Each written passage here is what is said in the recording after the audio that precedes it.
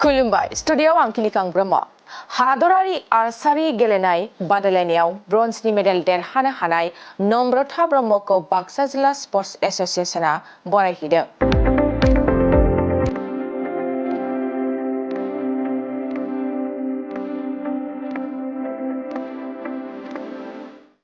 बाक्सा जिल्लानि बेन्दोंआव थानाय बरमा जारिफारा गामिनि चन्दन ब्रह्म आरो मयना ब्रह्मनि आंगो फिसाजो नम्रता ब्रह्मआ थांनाय 1 फेब्रुवारिनिफ्राय 7 फेब्रुवारिसिम उत्तराखन्डआव जालांनाय 38थि हादरारि आर्सारि मिक्स टीम आयदानि गेलेनाय बादायलायनायाव ब्रन्जनि मेडेल देरहासार जानो हादों।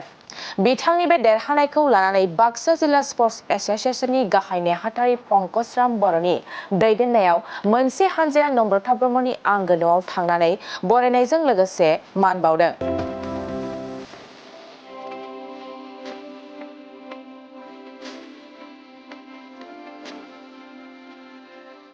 बिथांनि बे देरहानायखौ लानानै बाक्सा जिल्ला स्पर्ट्स एस'सिएशननि गाहाय नेहाथारि पंकजराम बर'आ साबायखर बावनायजों लोगोसे बाक्सा जिल्ला स्पर्ट्स एस'सिएशनआ जेसेबां हायो गेलेनाय बिथिङाव फैबाय थानाय समाव नम्रता ब्रह्मखौ मदद होलांबाय थागोन होननानै फोरमायो।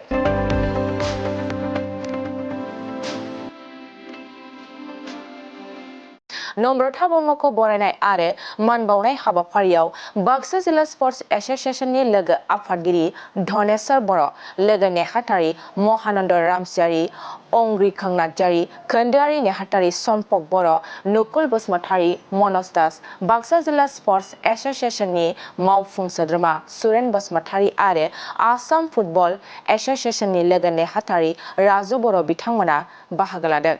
38 नेशनेल गेम्स गेलेनो थांदोंमोन। इयाव आर्सारिनिफ्राय बे मिक्स टीमाव ब्रन्ज मेडेल लाबोनो हादों।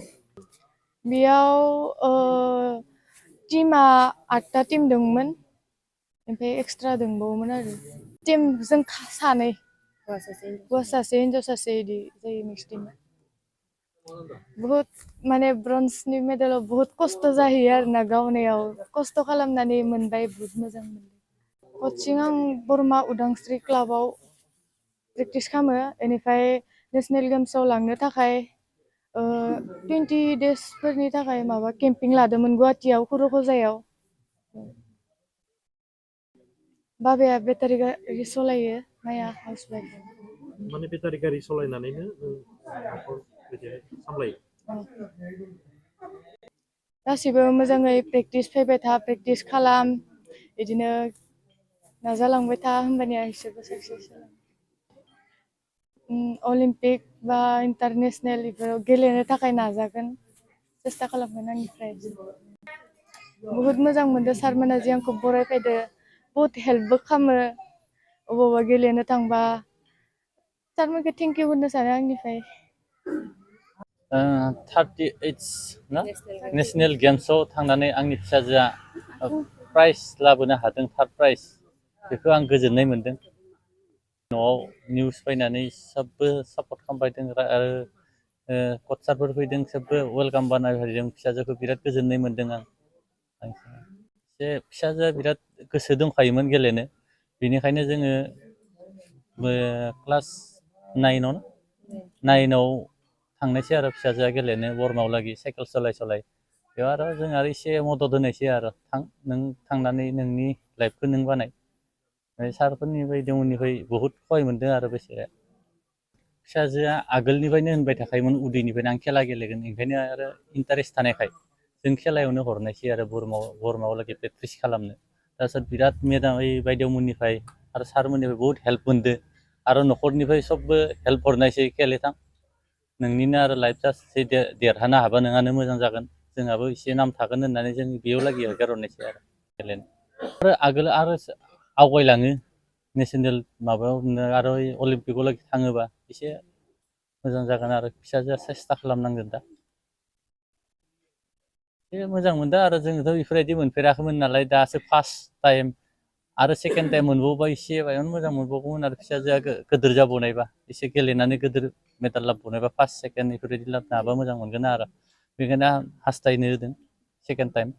बाक्सा डिस्ट्रिक्ट स्पर्ट्स एस'सिएशनजों लोगोसे दिनै बड'लेण्ड स्पर्ट्स एस'सिएशन बा बाक्सा डिस्ट्रिक्ट बा बड'लेण्ड बा आसामनि थाखाय मोनसे दिनै जोंनि बर'मानि हिन्जावसा गथ' सासे बा जोंनिनो फिसाजो बा जोंनि बिनानाव जोंनि प्लेयार दिनै गौरबता लाना फैदों बाक्सा डिस्ट्रिक्टआव बा आसामाव बा बड'लेण्डआव 38 नेशनेल गेम्स जाय 28 जानुवारिनिफ्राय जानानै 14 फेब्रुवारिसिम जागोन बेवहाय थांनाय 7 फेब्रुवारि खालि बाक्सा डिस्ट्रिक्टनि बर'मा ओनसोलनि सासे आर्चारि प्लेयार नम्रता ब्रह्मआ बाक्सा डिस्ट्रिक्टआव ब्रन्ज मेडेल लाना फैदों बे जोंनि थाखाय बिराद गोग्गाथाव आरो मानिनांगोन नम्रता ब्रह्मआ बे उन्दै बैसोआवनो जिबायदि एचिभमेन्ट लानानै दिनै गेलेनानै जोंनि बाक्सा डिस्ट्रिक्टजों लोगोसे आसामखौ गौरबता लाबोदों लोगोसे बड'लेण्डआवबो दा बुंनो बायदि जायो